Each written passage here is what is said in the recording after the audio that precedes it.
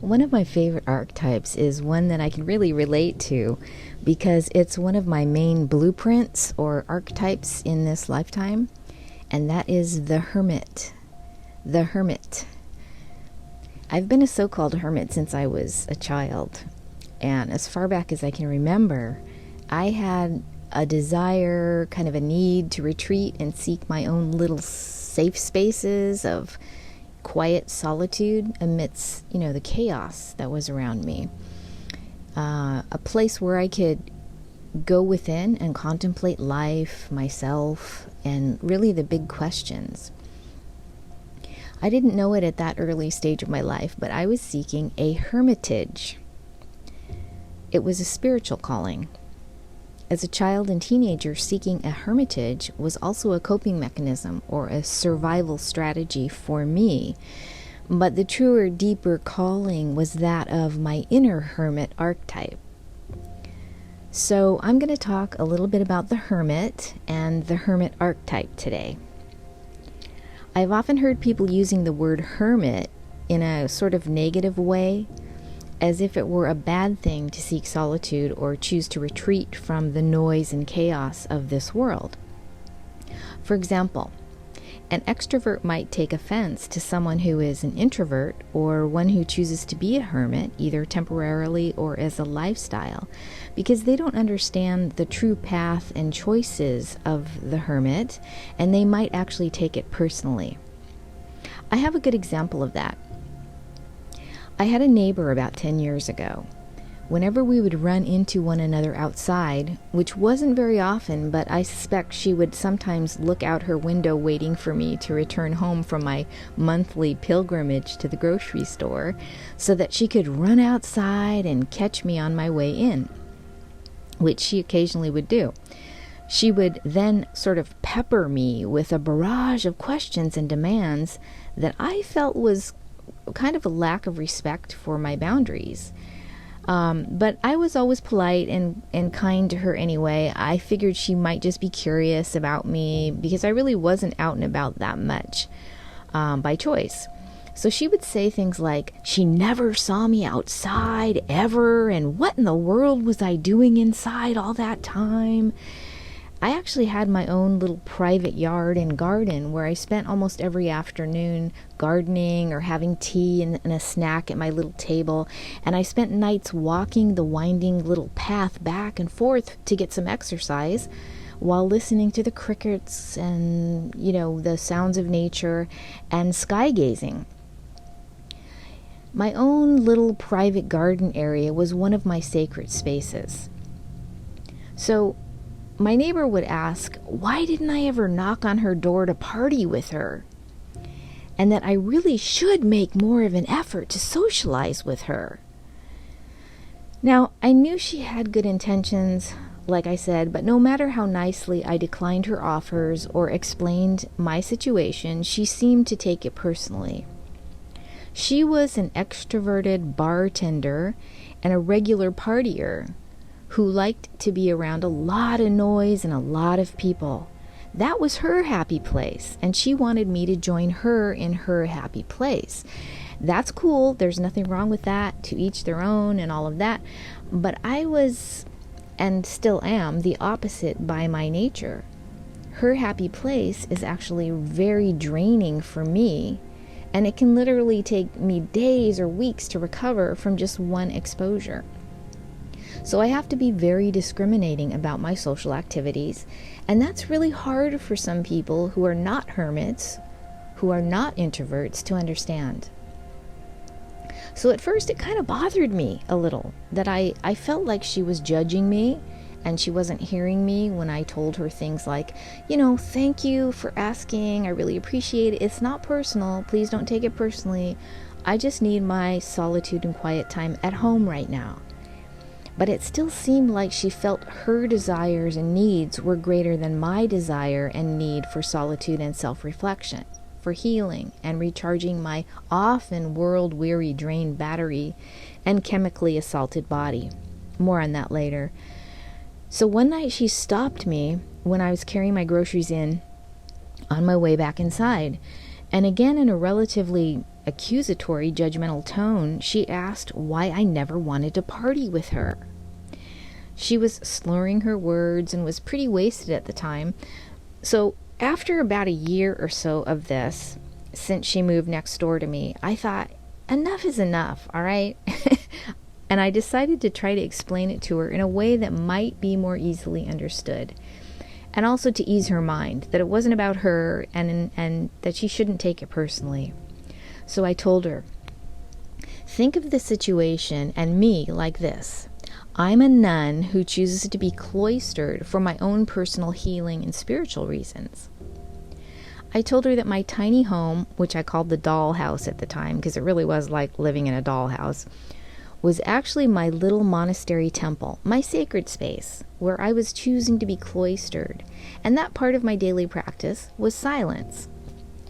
I don't actually know if she heard or understood the words coming out of my mouth, but she hugged me and then ran away down the street towards the beach, chasing after someone. So, being a hermit is simply a different way of living in the world and how we protect and conserve our own energy, and the need to retreat from the world rather than constantly being in the world and of the world. The hermit just simply chooses a different path for themselves, not as a rejection of the world or anyone or anything else.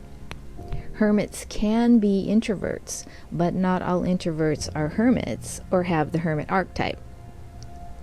And hermits are not antisocial. That's a misunderstanding of the hermit and not true in most cases. Hermits are not antagonistic. They're not hostile or rejecting of the world, anyone, or anything. The hermit is simply seeking inner knowing and a hermitage. A hermitage is their place to go within and seek solitude, often for spiritual or creative reasons. Whether that hermitage is their home, a special room or a corner in their home, an artist or recording studio, an actual monastery, a cabin in the woods, or whatever. The hermit archetype is thought to connote aspects of healing and recovery, particularly over time. The hermit withdraws from the world and its noise and chaos in order to go within to gather strength and to seek the inner voice or calling from within. In other words, as I've said before, hermits simply choose to be cloistered for these and other reasons. In Carolyn Mace's work with archetypes, she reminds us that in the olden days, hermits would retreat into forests or caves to get away for solitude and spiritual reasons. Mace was living in New England at the time when a lot of Vietnam veterans after the war were retreating into the New England forests because they had PTSD and a need for solitude. Not all Vietnam vets were hermits or had the hermit archetype, but they were seeking a hermitage in the forest for healing and recovery from the traumas that they had suffered. Now, there's a difference between something like a temporary need for solitude, which all of us humans can feel on occasion, and the true hermit and hermit archetype. It's something we're born with, and our hermitage feels like home, like home, E.T., home. Our hermitage is where we feel our best and where we thrive. There are monastic hermitages and monks and others who devote their lives to a spiritual path and limited contact with the physical world. People like Thomas Merton, the Trappist monk who sought a separate little rustic cabin inside the larger monastery where he was living at the time. Other famous hermits are people like Henry David Thoreau of Walden Pond fame and poet Emily Dickinson, who at one point had such severe light sensitivity that she lived in total darkness for something like 3 years, I think. That's not unlike what many of us with multiple chemical sensitivities and intolerances, or environmental illness as they call it, experience. We are canaries in the coal mine, so to speak. Those with MCS have sensitivities, allergies, intolerances to fragrances, light, sound, chemicals, etc. that most people who don't have it don't even really experience it or think about it. They're used to it. So obviously not everyone with MCS is a true hermit, but perhaps has discovered hermitage and retreat from the chemical-laden world as a solution and a necessity for their healing and well-being. Many have left the increasingly toxic world, so to speak, again, and have become nomadic, living out of their cars, tents, vans, or trailers, which are hermitages of sorts. The hermit wants and needs silence, not noise, stillness, not chaos, a need for contemplation and self-reflection, and a hermitage to focus on their inner self, self-care, healing, and inner space, which might actually be considered the new frontier, as Carolyn Mays has said. But as with any archetype, the need for a hermitage and solitude can be taken to the extreme, which can be a sort of self-imposed prison, or even dangerous or harmful for the person and the world. But that extreme hermit is really rare. That might be like a Theodore Ted Kaczynski character, the Unabomber type of hermit. The Hermit Archetype as tarot card. The illustration of the hermit on the card depicts a snow-capped mountain range that symbolizes the hermit's spiritual mastery, growth, and accomplishment. It shows the hermit as a wise sage who is sometimes dressed in a monk's robe and who serves as a guide and teacher. The hermit's lantern, or light, signifies the lamp of truth.